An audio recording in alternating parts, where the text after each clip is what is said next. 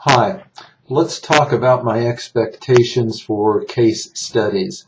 This video is going to be for all of the case studies for all of my classes.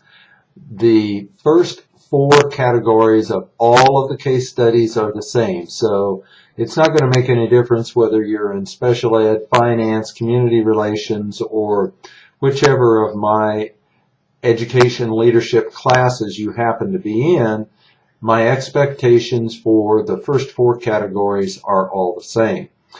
I will tell you what I'm specifically looking for category 5. So with that said, I hope that you have the case study scoring rubric for your class up and open so that you can take a look at it. You can stop this video whenever you want, go and take a look at it. I've got two screens in front of me. So I've got the camera on one, and I'll have the document on another screen. So I may not be looking right at the camera. I may be looking at a screen where the camera is not pointing towards me. I'm going to go over those with what my expectations are for you. If you've had me in class before, you should have a pretty good idea of what my expectations are, and this may or may not be helpful to you. This is a video you really need to watch if you have not had me in class or if you have not done any of the case studies before. Even if you've done case studies but for other instructors, you really ought to watch this. My expectations very possibly are different from other instructors. With all of that said, I'm going to open the case study rubric, and I would like to have you do the same thing. What I want you to do is take a look at the scoring rubric for the case study or studies for your particular course. Look at category 1 and look at the accomplished section. This section is worth 25 points. And here's what you should include in your response to the first section. 3 examples from the case of what you know. 3 examples from the case for what you need to know, and a statement of the problem presented by the case. Now, it's okay to use bulleted lists, but it's not okay to use only bulleted lists. I want you to tell me why you have listed what you know, why you have listed what you need to know, and your problem statement needs to be written.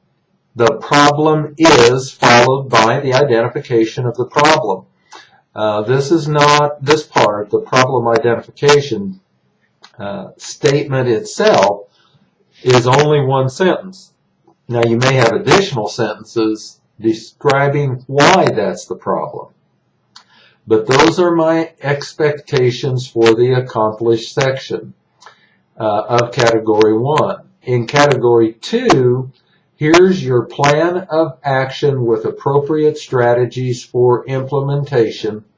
I'm looking for 3 strategies for implementation. I want to know what 3 things you're going to do to try to resolve the problem that you stated in category 1. You're going to tell me what you know, you're going to tell me what you need to know, you're going to tell me what the problem is, then you're going to tell me how you're going to solve the problem that you've identified. And that should be related to the 3 things that you say you need to know.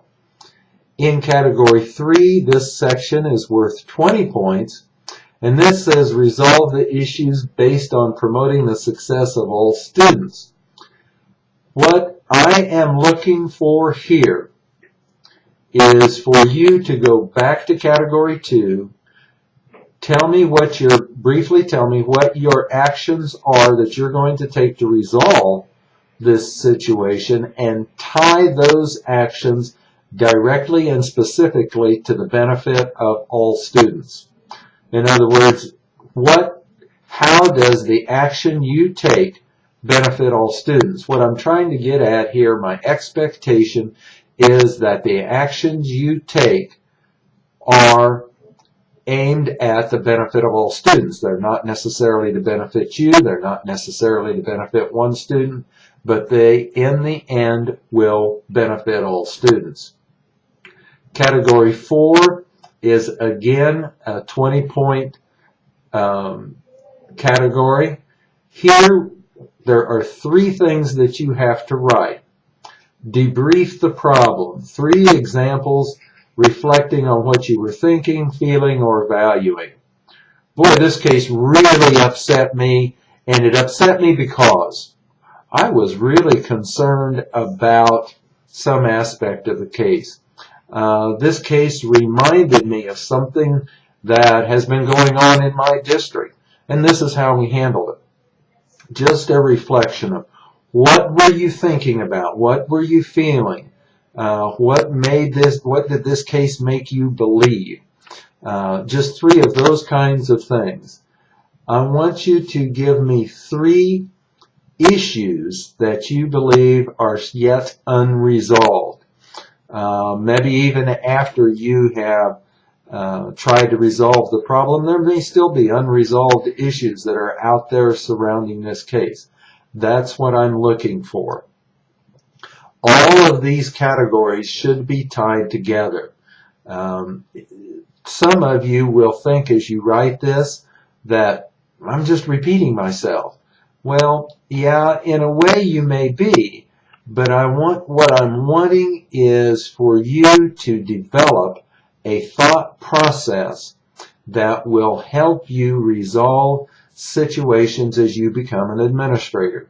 One of the things that I tell all of my students is when you become a building administrator or superintendent, if you are not already one, what is going to happen to you is one of your stakeholders, maybe it's a teacher, maybe it's a community member, but they're going to come to you and they're going to say, did you hear or did you know that? And then they're going to tell you a story.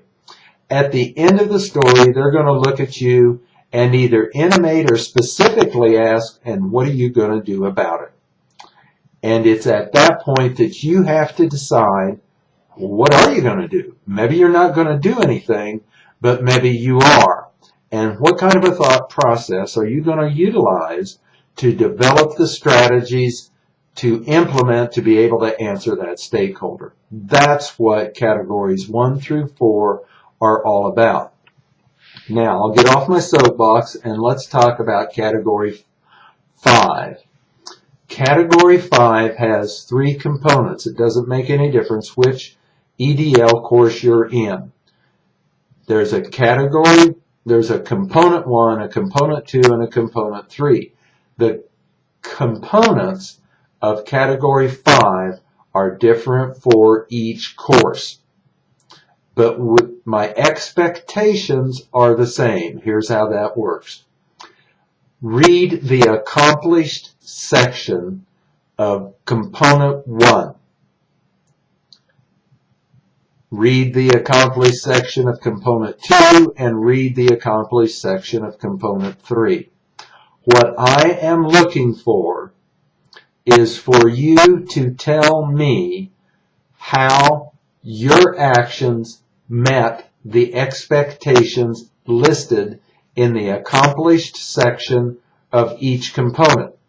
So your response to Category 5 will have a minimum of 3 paragraphs with 2 justifications for how you met the expectations of the accomplished section for that specific component. Now, the language in the components and the accomplished section changes from course to course, but my expectations remain the same. If you can write according to these expectations, you'll do well on the case studies. You have my contact information.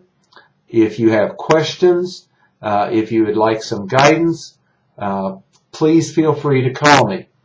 Early in the semester, if you write the case study and you want me to take a quick look at it, before you officially submit it, you can email it to me and I'll give you some feedback.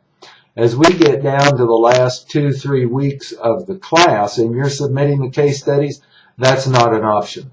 I just won't have time at the end of the semester to read it, give you feedback, and then score it, because I'll have lots and lots of grading to do at that time. If you have any questions about the case studies, don't hesitate to give me a call. I'd be happy to answer any questions that you have. Thank you for taking a look at this video, and good luck.